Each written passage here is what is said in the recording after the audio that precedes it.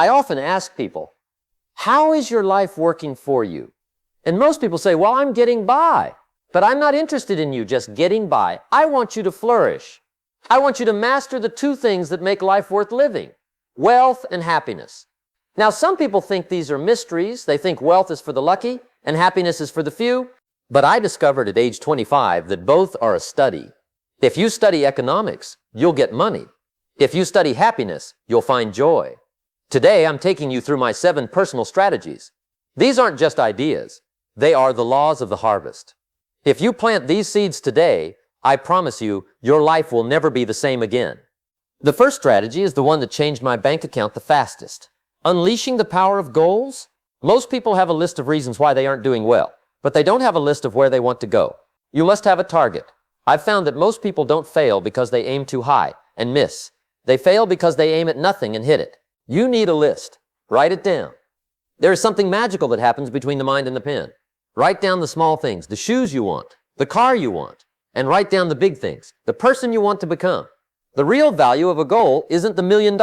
It's the skills, the discipline, and the character you develop to earn that million. The person you become is the true prize. The second strategy is the quest for knowledge.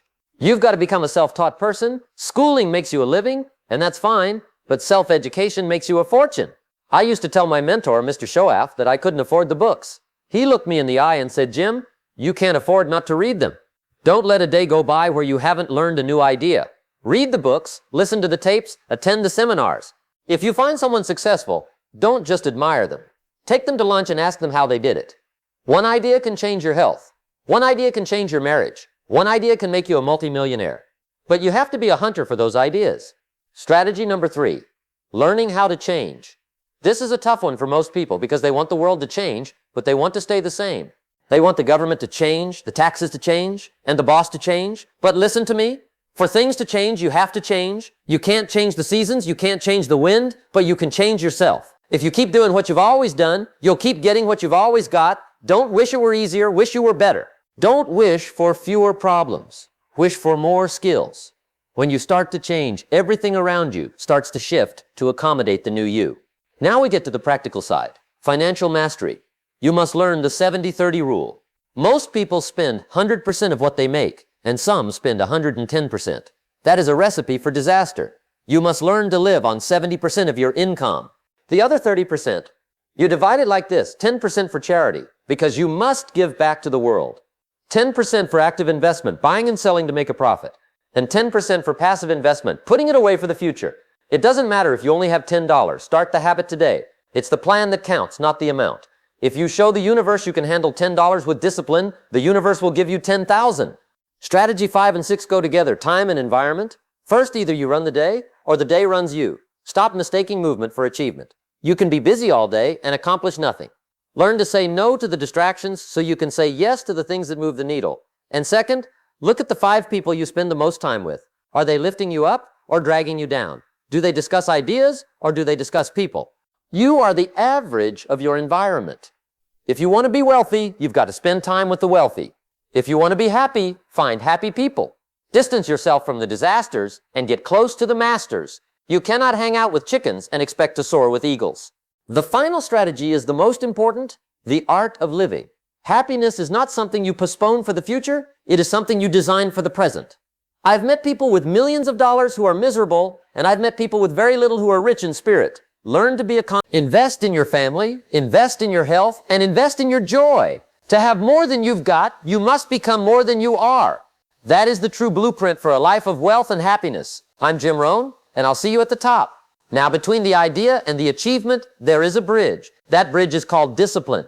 Many people have the ideas, and many people have the desire, but they lack the bridge. Discipline is the constant human effort to master the thoughts and the actions that lead to the result. We must all suffer one of 2 pains: the pain of discipline or the pain of regret. The difference is that discipline weighs ounces, while regret weighs tons. You don't have to change everything in a day. Just start with a single discipline. Clean your desk. Read that one book. Make that one call. Once you prove to yourself that you can master a small discipline, you'll find the courage to master the big ones. Success is nothing more than a few simple disciplines, practiced every single day. If you want to be wealthy and happy, you must master the art of communication. You can have all the knowledge in the world, but if you can't get it from your head to someone else's heart, you're limited. Communication is about more than just words. It's about preparation. Real communication happens when what you say is only the tip of the iceberg of what you know. You've got to learn to say more in fewer words. Be brief, but be intense. If you learn to speak with conviction and clarity, doors will open for you that money could never buy. Whether you're talking to your children or a board of directors, your ability to move people with your words is one of the highest paying skills in the world. Before we finish, you must understand the law of the harvest. It's one of the oldest laws in the universe. It says that you get back what you put out, but it's always in a different season. Most people want the harvest in the spring, but that's not how it works. You plant in the spring so you can reap in the fall. You must also remember that you reap more than you sow. If you plant a cup of corn, you don't get a cup of corn back. You get a bushel. The same is true for your life. If you sow kindness, you get a harvest of friends. If you sow discipline, you get a harvest of fortune. Don't grow weary while you're waiting for your harvest. If you've done the work, the seasons will take care of the rest. You just keep being the best planter you can be.